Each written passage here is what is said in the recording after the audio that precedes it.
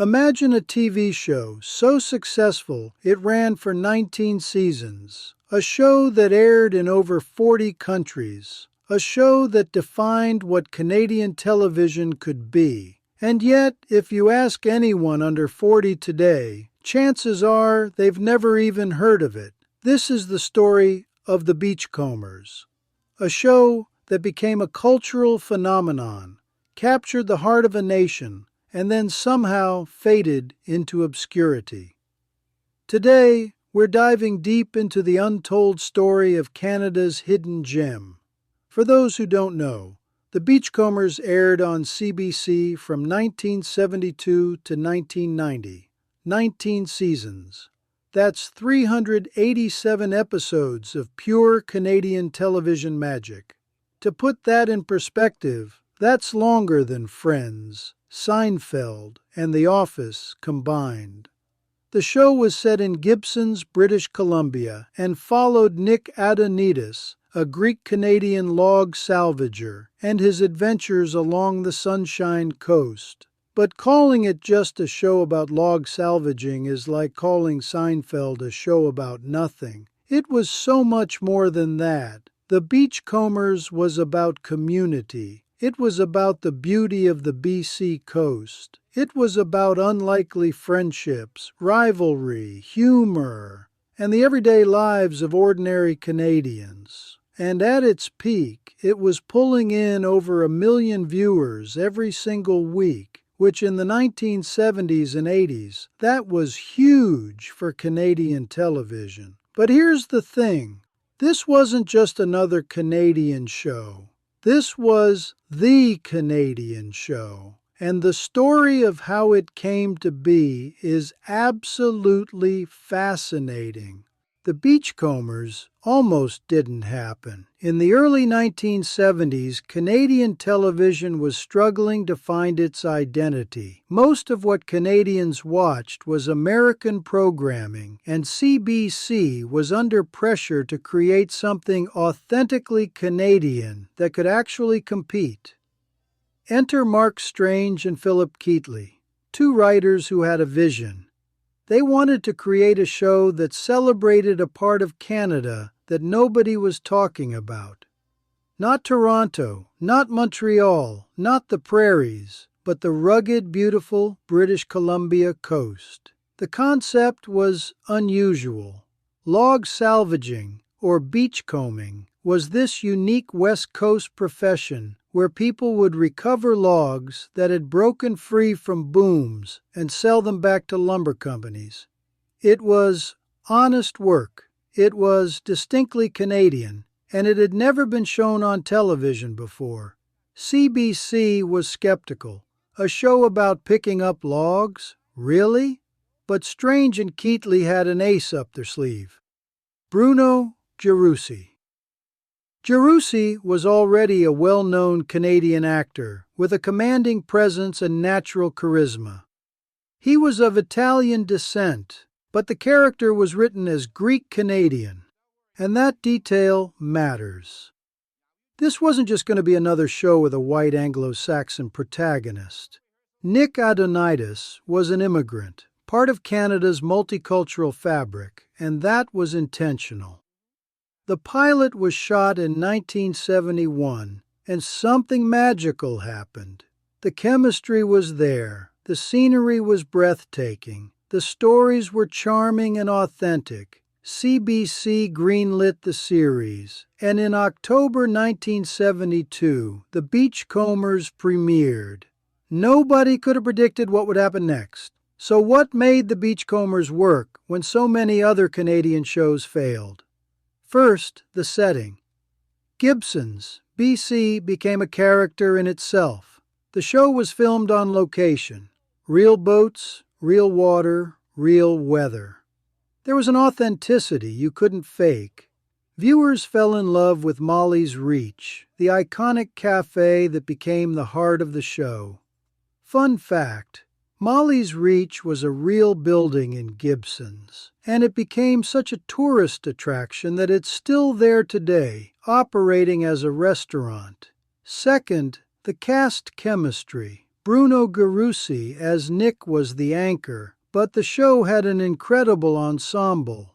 Robert Clothier as Relic, Nick's rival and the show's lovable antagonist, brought comic relief and heart. The dynamic between Nick and Relic was pure gold. They'd compete for logs, bicker constantly, but deep down there was mutual respect and even friendship. Then you had Jackson Davies as Constable John Constable. Yes, that was actually his character's name, who brought law and order with a gentle touch.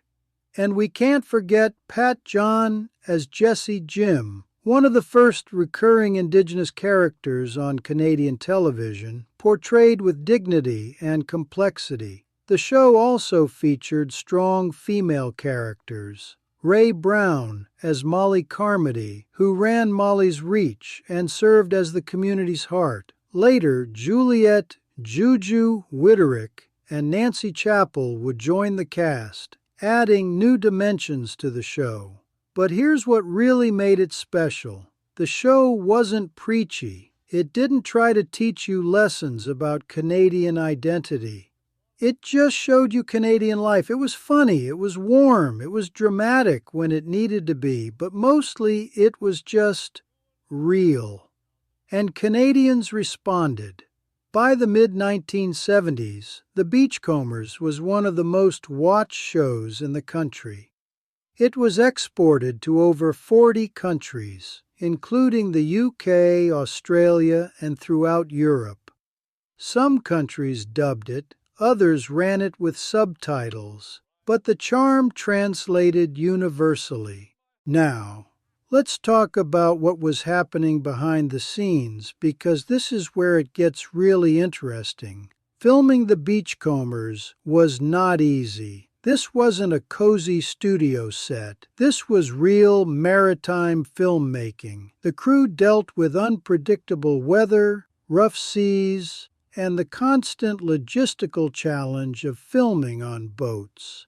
There were days when they couldn't shoot because the water was too choppy. Other days when the perfect weather and lighting would only last for an hour. Bruno Gerussi became so identified with the role of Nick that people would stop him on the street and call him Nick, not Bruno. He once said in an interview that he didn't mind. Nick Adonidas was a character he was proud to embody, but it also meant he was typecast for life. The show also broke ground in ways that don't get talked about enough. Pat John, who played Jesse Jim, was one of the first Indigenous actors to have a recurring, non-stereotypical role on Canadian TV. Jesse wasn't a mystical guide or a tragic figure. He was just a guy, a friend, a member of the community. That representation mattered. And here's something most people don't know. The Beachcombers launched careers. Countless Canadian actors got their start or had memorable guest appearances on the show. If you worked in Canadian television in the 70s and 80s, chances are you had a Beachcombers credit on your resume. But not everything was perfect. As the show went on, there were creative tensions. Original creator Mark Strange left the show in the mid-70s over creative differences. The show went through multiple producers and writers. Some seasons were stronger than others. By the late 1980s, the format was starting to feel dated, and viewership was declining. Bruno Gerussi himself was dealing with personal struggles. He was a perfectionist, passionate about the show, but that passion sometimes created friction on set. In 1990, after 19 seasons, The Beachcombers aired its final episode. It wasn't a dramatic finale, no big goodbye special. It just ended, and in some ways, that was fitting. The show had always been about the everyday, the ordinary moments that make up a life. But here's the tragedy. The Beachcombers basically disappeared after it ended. Unlike American shows that live forever in syndication and streaming, The Beachcombers vanished. CBC didn't air many reruns. The episodes weren't available on DVD for years. There was no streaming presence. An entire generation of Canadians grew up never seeing the show that their parents and grandparents loved. Bruno Gerussi passed away in 1995 at just 65 years old. Robert Clothier died in 1999. Many of the cast and crew are gone now, and with them, the living memory of what made the show special. But here's the thing, the Beachcombers mattered. It proved that Canadian stories told authentically could resonate not just at home, but around the world. It showed that you didn't need car chases and explosions to hold an audience's attention. You just needed good characters, beautiful scenery, and heart. The show put Gibsons, BC, on the map. Tourism increased dramatically during the show's run, and even today, people visit Molly's Reach because of the show. The town has embraced its Beachcombers heritage, and in recent years, there's been a quiet resurgence of interest. In 2020, episodes started becoming available on CBC Gem. Younger Canadians are discovering it for the first time, often because their parents or grandparents tell them, "You have to watch this. This was our show." So why did the Beachcombers fade into obscurity when it deserved so much better? Part of it is the nature of Canadian television. We've never been great at preserving and celebrating our own content. We're often too quick to look south of the border, to assume that American shows are automatically better or more important. Part of it is just bad timing. The show ended right as the television landscape was changing. Cable TV was exploding. Streaming was still years away, and there wasn't a clear path for older shows to find new audiences. But I think the biggest reason is that we took it for granted. When something is part of the cultural furniture for so long, you stop appreciating it. The Beachcombers was always just there, every Sunday evening on CBC. And when it was gone, we didn't realize what we'd lost until it was too late.